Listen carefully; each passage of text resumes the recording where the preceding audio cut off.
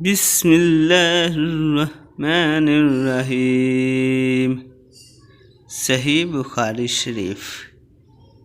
ہم سے ابو مصعب احمد بن ابی بکر نے بیان کیا، ان سے محمد بن ابراہیم بن دینار نے ابن ابی ذئب کے واسطے سے بیان کیا، وہ سعید المقبری سے، وہ ابو ہریرہ رضی اللہ عنہ سے روایت کرتے ہیں کہ میں نے عرض کیا، یا رسول اللہ، میں آپ صلی اللہ علیہ وسلم سے بہت باتیں سنتا ہوں مگر بھول جاتا ہوں۔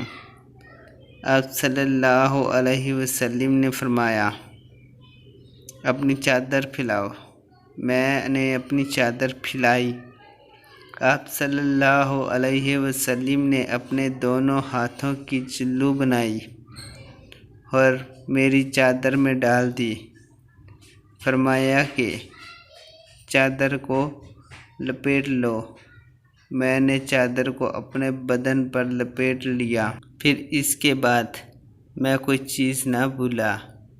ہم سے ابراہیم بن المنذر نے بیان کیا، ان سے ابن ابی فدیک نے اسی طرح بیان کیا کہ یوں فرمایا کہ اپنے ہاتھوں سے ایک چلو اس چادر میں ڈال دی۔